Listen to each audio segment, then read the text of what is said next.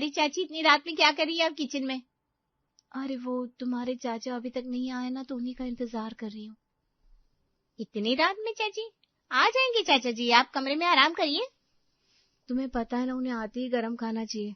अगर मेरी आंख लग गई तो? अरे तो क्या आप यहाँ सारी रात खड़ी रहेंगी? तभी सास आ जाती है। अरे आधी रात में तुम ननद भाभी क्या बातें कर रही हो? देखो ना माँ, भाभी इतनी रात में भैया का इंतजार कर रही है, उनको भी तो नींद आ रही होगी। सारा दिन उन्होंने काम किया है। हाँ तो काम किया है तो कोई एहसान नहीं किया। बिना दहेज की बहू है, न कमाने लायक ना ही किसी के सामने ले जाने लायक। दहेज के नाम पर 1 रुपया भी लेकर नहीं आई थी। अरे ऐसी बहुओं को तो किचन में ही मर जाना चाहिए। केसरी जोर जोर से रोने लगती है। उसके रोने की आवाज से जेठानी उठ जाती है। जेठानी गुस्से में किचन में आती है और केशवी को घूरती है। अरे क्या है ये? इतनी रात को रो रो के सबकी नींद खराब कर दी तूने। क्या समझ रखा है अपने आप को? पूरे घर में शोर मचा रखा है। अरे चुप नहीं होगी क्या भी? दीदी मैं तो बस। अरे बस क्या? चुप, बिल्कुल चुप। मेरी नींद खराब हो गई तेरे रोने धोने से। अरे सुबह सुबह ऑफिस जाना है मुझे, तेरे नाटक देखने की फुर्सत नहीं है किसी को। भाई हाँ, ये तो रोज का नाटक है इसका। जरा सी बात पे रोना शुरू कर देती है। अरे दहेज लाई होती तो आज इज्जत होती भुगतान। लेकिन माँ, भाभी ने कुछ गलत तो नहीं किया, वो तो बस भैया का इंतजार। अरे तू चुप रह वंशिका, तुझे क्या पता घर चलाने की जिम्मेदारी क्या होती है? अभी तो तू लाडली बेटी है, शादी के बाद पता चलेगा। अरे अभी जा केशवी, मेरे लिए गर्म पानी करके कमरे में ले आ। ठंडे गर्म पानी पीऊंगी, जल्दी कर। अरे आवाज नहीं आनी चाहिए अब बिल्कुल भी। जी दीदी जी। बिना दहेज की बहू है, घर में सिर्फ रोना धोना आता है इनको। वंशिका केशवी के पास जाती है और उसका हाथ पकड़ती है। भाभी रो मत, मैं हूं ना तुम्हारे साथ, चलो मैं तुम्हारी मदद करती हूँ। नहीं वंशिका, तू सो जा, तुझे कल कॉलेज भी जाना है ना, मैं कर लूंगी। भाभी अकेले कैसे करोगी सब, मैं हूं ना, चलो साथ में करते हैं। भाभी सुनो, तुम कुछ दिन मायके चली जाओ, यहाँ तुम्हें सब परेशान करते रहते हैं, वहां जाकर थोड़ा आराम मिलेगा तुम्हें, मन भी हल्का हो जाएगा। नहीं नहीं वंशिका, मायका कहाँ है मेरा, तू नहीं जानती मेरी सच्चाई। मेरी माँ तो मैं छोटी थी तभी गुजर गई थी। पापा ने दूसरी शादी कर ली, सौतेली माँ आ गई घर में। तो क्या हुआ भाभी, पापा तो है ना तुम्हारे, वो तो अपनी बेटी को। अपनी बेटी? मैं थी अपनी बेटी, लेकिन अब नहीं हूँ। सौतेली माँ ने पापा के कान भर दिए, अब तो वो मुझसे बात भी नहीं करते। शादी के बाद से एक बार भी फोन नहीं किया उन्होंने। मैंने कितनी बार फोन किया, लेकिन सौतेली माँ ही उठाती है और ताने मारती है। ससुराल में इज्जत नहीं है तो माँ क्या करेगी। लेकिन भाभी तुम चली तो जाओ, एक बार बात करो पापा से। अरे क्या बात करूं वंशिका, पिछली बार जब मैं गई थी तो सौतेली माँ ने दरवाजे पर ही रोक दिया, बोली दहेज नहीं दे सकते तो अब मुंह भी मत दिखाओ। पापा बस चुपचाप खड़े रहे, कुछ नहीं बोले। उस दिन समझ में आ गया मुझे कि अब कोई मायका नहीं है मेरा, यहाँ भी नहीं वहां भी नहीं। मैं तो बस अटकी हुई हूँ दोनों जगह के बीच में, ना इधर की ना उधर की। सौतेली माँ के 2 बेटे हैं, उन्हीं की पढ़ाई में पैसे खर्च हो रहे हैं, मेरे लिए तो कुछ बचा ही नहीं। बोलती हैं तेरी शादी करके फर्ज पूरा कर दिया, अब और क्या चाहिए तुझे। भाभी मुझे नहीं पता था, मुझे माफ करो। नहीं नहीं, तू तो मेरी अपनी है, तू ही तो है जो मेरा साथ देती है इस घर में। अगली सुबह केशवी चाय लेकर अपने पति के कमरे में जाती है। सुनिए चाय। रख दे। और सुन, कल रात फिर नाटक किया था तूने, पूरे घर की नींद खराब कर दी, शर्म नहीं आती तुझे? मैंने कुछ नहीं किया, बस माँ जी ने। चुप, बिल्कुल चुप। माँ ने सही तो किया। तू है ही क्या, न पढ़ी लिखी न कमाने लायक, ना ही सलीके से बात करना आता है। किसी के सामने ले जाऊं तो शर्म आती है। दहेज तो लाई नहीं, कम से कम थोड़ी पढ़ी लिखी होती, नौकरी करती, कुछ कमा लेती, लेकिन नहीं, बस रोना धोना जानती है तू। मेरी किस्मत खराब थी जो तुझसे शादी कर ली। मैं बस आपकी सेवा करती हूँ, घर संभालती हूँ। सेवा? अरे गरीब की सेवा, भीख मांग कर ब्याह रचा था तेरे बाप ने। अनपढ़ कहीं की गवार। इज्जत तो दी मैंने तुझे मेरा नाम देकर, वरना तू कहाँ मैं कहाँ। बस मेरी गलती थी जो दया आ गई तुझ पर। वंशिका दरवाजे पर खड़ी सुन रही थी, वो अंदर आती है। भैया ये क्या बोल रहे हो आप, भाभी गलत क्या कर रही है, वो तो सब्र से सब कुछ सह रही है ना। तू बीच में मत बोल वंशिका, ये मेरा घर है, मेरी पत्नी है, मैं जो चाहे बोलूं। तुझे कोई हक नहीं है बोलने का, जा यहाँ से, वरना तुझे भी दो सुना दूंगा। केशवी फुट फुट कर रोने लगती है। शाम को सास केशवी को बुलाती है। सुन केशवी, कल से तू काम पर जाएगी। मैंने अगले मोहल्ले में तेरे लिए काम वाले का काम ढूंढ लिया है। 4 घर में बर्तन झाड़ू पोछा करना है, 5,000 मिलेंगे महीने का। नहीं माँ जी, मैं काम वाली का काम नहीं कर सकती। लोग क्या कहेंगे, आपकी बेटी की इज्जत। इज्जत इज्जत तो तब होती जब दहेज लाई होती। अब तो बस बोझ है तू इस घर पर। अरे कम से कम कुछ कमा कर तो ला, खाली बैठ कर खाना तो नहीं खा सकते। कल सुबह 7 बजे पहुंचना है पहले घर, मैंने पता लिख दिया है। लेकिन माँ जी, मैं तो इस घर का सारा काम करती हूँ, खाना बनाती हूँ, सबकी सेवा। अरे तो वो तेरा फर्ज है, उसके पैसे थोड़ी ना मिलता है। चल जा, तैयार हो जा कल से। नहीं माँ, ये गलत है। भाभी हमारी बहू है, बाहर काम वाली का काम करवाओगी तो लोग क्या कहेंगे, घर की इज्जत। तू चुप रहे वंशिका, यह घर मैं चलाती हूँ ना, मुझे पता है क्या करना है। तेरी भाभी कोई रानी नहीं है, गरीब की बेटी है, काम करना इसकी औकात है।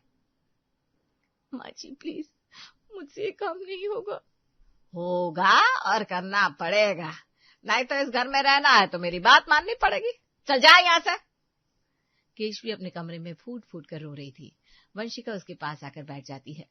भाभी रो मत, देखो ना ये तो अच्छा हुआ, कम से कम घर से बाहर निकलने का मौका तो मिला। अच्छा क्या हुआ वंशिका, मैं काम वाली बन गई। लोग मुझे देखकर क्या सोचेंगे, तुम्हारे भाई की इज्जत। भाभी सुनो मेरी बात ध्यान से, तुम जो वक्त काम करने जाती हो ना, उस वक्त तुम काम नहीं करोगी, कॉलेज जाओगी।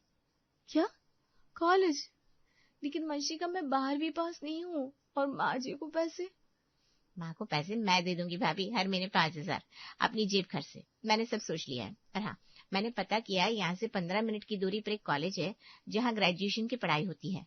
वहाँ 12वीं पास होना जरूरी नहीं है, सीधे एडमिशन मिल जाता है, ओपन यूनिवर्सिटी से डिग्री मिलेगी। लेकिन फीस और घर वालों को पता चल गया तो? फीस 3,000 महीने की है भाभी, बाकी 2,000 तुम बचा लेना अपने लिए, और किसी को पता नहीं चलेगा। तुम बस इतना बोला कि काम पर जा रही हो, सुबह निकल जाओगी, सीधा कॉलेज जाओगी, क्लासेस खत्म होने के बाद घर आ जाओगी, बस। तू हर महीने 5,000 माँ जी को देगी, और तेरे पास इतने पैसे कहाँ से आएंगे? मेरे पास है भाभी, पापा मुझे जेब खर्च देते हैं ना, ट्यूशन के नाम पर भी पैसे मिल जाते हैं, मैं संभाल लूंगी। तुम बस पढ़ाई पर ध्यान दो, ग्रेजुएशन कर लोगी तो नौकरी मिल जाएगी, फिर अपने पैरों पर खड़ी हो जाओगी। केशवी रोते हुए वंशिका को गले लगा लेती है। केशवी रोज सुबह घर से निकलती और सीधा कॉलेज पहुंच जाती। शुरुआत में तो डर लगता था, लेकिन धीरे धीरे उसे अच्छा लगने लगा। कॉलेज में उसकी दोस्ती प्रिया और नेहा से हो गई। अरे केशवी, तू इतनी अच्छी नोट्स कैसे बनाती है यार, मुझे भी सिखाना। अरे बस ऐसे ही ध्यान से सुनती हूँ ना क्लास में। अरे यार, हम सब शाम को कैफे चलते हैं, तू भी चलना, मस्ती करेंगे। नहीं, मुझे घर जाना है, घर में काम है। अरे यार, तू हमेशा मना कर देती है, कभी तो चल हमारे साथ। तेरे घर वाले इतने स्ट्रिक्ट है क्या? नहीं, वो बस ऐसे ही। केशवी, तेरा हस्बैंड क्या करता है, तूने कभी बताया नहीं? बच्चे हैं क्या तेरे? अरे छोड़ो ना ये सब, चलो पढ़ाई करते, कल एग्जाम है ना। यार तू बताती क्यों नहीं कुछ भी अपने बारे में, हम दोस्त है तेरे। हाँ दोस्त ही हो, पर अभी वक्त नहीं है, कभी बाद में बताऊंगी। क्लास में केशवी सबसे ज्यादा मेहनत करती, टीचर भी उसकी तारीफ करते। केशवी, तुम्हारा असाइनमेंट बहुत अच्छा है, क्लास में सबसे बेस्ट है, good job. Thank you sir. यार तू तो टॉपर बनने वाली है, हमें भी पढ़ा दिया कर। साथ में पढ़ेंगे ना। लेकिन केशवी के मन में हमेशा डर रहता, कहीं किसी को उसकी असलियत पता न चल जाए कि वो एक बहू है, कि उसके घर में उसे कितना सताया जाता है। वो हमेशा मुस्कुराती रहती, लेकिन अंदर से टूटी हुई थी। बस वंशिका का सहारा था उसे, और पढ़ाई जो उसे जिंदा रखती थी। कॉलेज में एक लड़का था, आर्यन, जो केशवी की क्लास में ही था। हमेशा केशवी की मदद करता रहता। केशवी, ये नोट्स ले लो, कल तुम क्लास में नहीं थी ना, मैंने तुम्हारे लिए बना दिए। थैंक यू, लेकिन तुमने इतनी मेहनत क्यों की? अरे दोस्त हैं हम, और वैसे भी तुम इतनी मेहनत से पढ़ती हो, तुम्हारी कोई भी चीज मिस नहीं होनी चाहिए। धीरे धीरे आर्यन केशवी के करीब आने लगा। लाइब्रेरी में साथ बैठते, साथ पढ़ते। केशवी को अच्छा तो लगता था, लेकिन डर भी लगता था। एक दिन कॉलेज के बाहर आर्यन केशवी के सामने आया। केशवी, मुझे तुमसे कुछ कहना है। हाँ बोलो। मुझे तुमसे प्यार हो गया केशवी, पहले दिन से जब से तुम्हें देखा है। तुम्हारी मेहनत, तुम्हारा जज्बा, सब कुछ। मैं तुमसे शादी करना चाहता हूँ। केशवी सन्न रह गई, उसके हाथ कांपने लगे। नहीं नहीं आर्यन, ये नहीं हो सकता, मुझे जाना है। लेकिन केशवी प्लीज एक बार सोचो तो, मैं तुम्हें बहुत खुश रखूंगा। नहीं आर्यन प्लीज, मुझसे दूर रहो, मैं तुम्हारे लायक नहीं हूँ। ये कहकर केशवी भागकर घर आ गई। रात को वंशिका के पास गई। वंशिका, एक लड़की ने मुझे प्रपोज कर दिया, मुझसे शादी करना चाहता है, क्या करूं मैं तो पहले से शादीशुदा हूँ, मैंने उसे कभी नहीं बताया। अगर उसे सच पता चला तो क्या सोचेगा, मैं झूठी हूँ, धोखेबाज हूँ। अरे शांत हो जाओ भाभी, रो मत। तुमने कुछ गलत नहीं किया। तुमने अपनी निजी जिंदगी छुपाई, ये तुम्हारा हक था। लेकिन अब तुम्हें उससे साफ साफ बोलना होगा कि तुम शादीशुदा हो। लेकिन वो नफरत करने लगेगा, मुझसे सबको बता देगा। अरे तो क्या हुआ, सच तो सच है ना भाभी। तुम कुछ गलत थोड़ी कर रही हो। पढ़ाई कर रही हो, अपने पैरों पर खड़ी होना चाहती हो, ये तुम्हारा हक है। अगली सुबह वंशिका केशवी को किचन में देखती है तो चौंक जाती है। केशवी की आंखें सूजी हुई थी और वो लंगड़ा कर चल रही थी। भाभी ये क्या हुआ, आंखें इतनी सूजी हुई है और तुम लंगड़ा क्यों रही हो? केशवी ने आंखें झुका ली। कुछ नहीं, वंशिका बस गिर गई थी। भाभी मुझसे झूठ मत बोलो, किसने मारा तुम्हें? भैया ने? क्यों मारा? रात को शराब पी कर आए थे, बिना बात के गुस्सा हो गए, बोले कि मैं घर का काम ठीक से नहीं करती, उन्हें खाना अच्छा नहीं लगा और फिर मुझे मारने लगे, लात घूंसे सब कुछ। ये तो हद है, बिना बात के। मैं अभी भैया से बात करती हूँ। नहीं वंशिका प्लीज कुछ मत बोलना, उनसे और मार पड़ेगी मुझे। कह रहे थे अगर मैं सुधर नहीं गई तो दूसरी शादी कर लेंगे, मुझे घर से निकाल देंगे। मैं कहाँ जाऊंगी वंशिका, मेरा कोई नहीं है। वंशिका आंखों में आंसू भरकर केशवी को गले लगा लेती है। भाभी तुम रो मत, मैं हूं ना तुम्हारे साथ। और सुनो, अब बस थोड़ा सा वक्त और तुम्हारा ग्रेजुएशन पूरा होने वाला है। फिर तुम नौकरी कर लोगी, अपने पैरों पर खड़ी हो जाओगी, फिर किसी की जरूरत नहीं पड़ेगी, ना भैया की ना किसी और की। तुम खुद अपनी जिंदगी जी सकोगी। लेकिन तब तक मैं कैसे सहूंगी ये सब? सहना पड़ेगा भाभी, बस थोड़ा सा वक्त और। तुम हिम्मत मत हारो, तुम्हें पढ़ाई पूरी करनी है, ये तुम्हारा हथियार है, यही तुम्हें आजादी दिलाएगी, समझी? अब चलो, चेहरे पर पानी की छींटे मारो और कॉलेज जाओ। पढ़ाई पर ध्यान दो, बाकी सब मैं संभालूंगी। केशवी वंशिका के कंधे पर सिर रखकर रोती रहती है। केशवी आर्यन के डर से कॉलेज जाना बंद कर देती है, रोज घर पर ही रहने लगती है। 3 दिन बाद सास को शक होता है। केशवी तो काम पर नहीं जा रही है क्या? 3 दिन से घर पर बैठी है, काम छोड़ दिया? नहीं माँ जी, वो मैं बीमार हूँ ना। बीमार? झूठ बोल रही है, काम छोड़ दिया है तूने? हैं? अब पैसे कहाँ से आएंगे? मैं तेरी माँ को बुलाती हूँ, ले जाए तुझे अपने घर, यहाँ बोझ बनाकर नहीं बिठा सकती मैं। नहीं माँ जी प्लीज, वो मेरी माँ नहीं है, सौतेली माँ है। मुझे कोई फर्क नहीं पड़ता, मैं अभी फोन करती हूँ। सास फोन करके केशवी की सौतेली माँ को बुलाती है। अगले दिन सौतेली माँ आती है।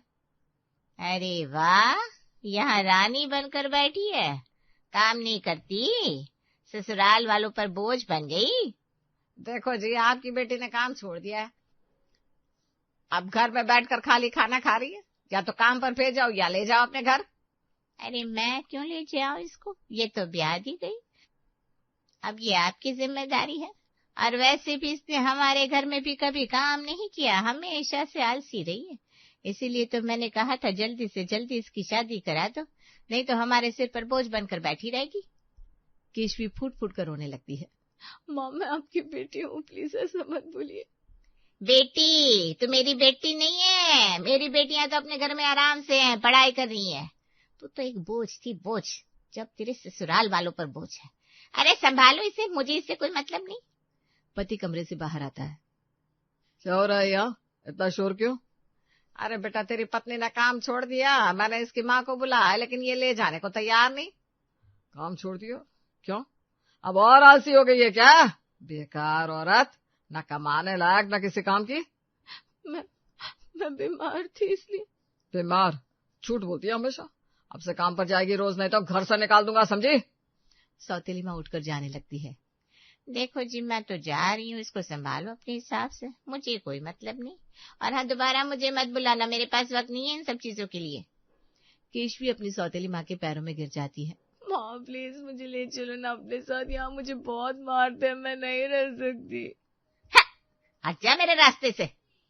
तू मेरी बेटी नहीं है और अब कभी मेरे घर भी मत आना, समझी? सौतेली माँ के जाने के बाद केशवी अपने कमरे में बैठी रो रही थी। तभी वंशिका आती है। भाभी अब बहुत हो गया, तुमने बहुत सहा, अब और नहीं, तुम्हें यहाँ से जाना होगा। अरे कहाँ जाओ वंशिका, मेरा कोई नहीं है, ना मायका ना ससुराल। तुम्हारा कोई है भाभी, आर्यन, वो लड़का जो तुमसे सच्चा प्यार करता है, उसे सब बता दो, सच बोल दो, वो समझेगा। अरे लेकिन वो शादीशुदा औरत को। वो तुमसे प्यार करता है भाभी, तुम्हारी मेहनत को, तुम्हारे जज्बे को, बाकी सब समझ जाएगा। और मैं तुम्हारा तलाक करवा दूंगी, मेरे पापा के एक वकील दोस्त है, वो मदद करेंगे। केशवी को पहली बार लगा कि शायद उसकी जिंदगी में रोशनी आ सकती है। 2 दिन बाद केशवी कॉलेज जाती है। आर्यन उससे मिलने आता है। केशवी कहाँ थी इतने दिन? मैं बहुत परेशान था। आर्यन, मुझे तुमसे कुछ कहना है। मैं शादीशुदा हूँ, मेरी शादी हो चुकी है, लेकिन वो मुझे बहुत मारते हैं, मैं बहुत दुखी हूँ। मैंने तुमसे झूठ बोला, मुझे माफ कर दो। आर्यन केशवी का हाथ पकड़ता है। केशवी, मैं तुमसे प्यार करता हूँ, तुम्हारी परिस्थिति से नहीं, तुम्हारी हिम्मत से, तुम्हारी मेहनत से। तुमने इतना सब झेला और फिर भी हार नहीं मानी, पढ़ाई की, खुद को संभाला। मैं तुम्हारे साथ हूँ और हमेशा रहूंगा। केशवी फूट फूट कर रोने लगती है। आर्यन उसे गले लगा लेता है। उसी शाम केशवी अपना सामान लेकर आर्यन के साथ चली जाती है। वंशिका उसे विदा करती है। भाभी जाओ, अपनी जिंदगी जियो और खुश रहो, मैं तुम्हारा तलाक करवा दूंगी, तुम बेफिक्र रहो। तूने मेरी जिंदगी बचा ली वंशिका, तू देवी है मेरे लिए, मैं तुझे कभी नहीं भूलूंगी। 6 महीने बाद वंशिका के पापा के वकील दोस्त की मदद से केशवी का तलाक हो जाता है। केशवी अपनी ग्रेजुएशन पूरी करती है और एक अच्छी कंपनी में नौकरी मिल जाती है। आर्यन उसका पूरा साथ देता है। 1 साल बाद केशवी और आर्यन की शादी होती है। वंशिका भी शादी में आती है। वंशिका, आज मैं जहाँ हूँ ये सब तेरी वजह से। तूने मुझे जीना सिखाया, लड़ना सिखाया। नहीं भाभी, तुम्हारे अंदर हिम्मत थी, मैंने तो बस तुम्हें रास्ता दिखाया, बाकी सब तुमने खुद किया। आज तुम एक स्वतंत्र औरत हो, अपने पैरों पर खड़ी हो, ये तुम्हारी जीत है। केशवी की आंखों में खुशी के आंसू थे। आखिरकार उसे अपनी जिंदगी मिल गई थी, अपनी पहचान मिल गई थी और सबसे बड़ी बात, उसे प्यार और सम्मान मिल गया था।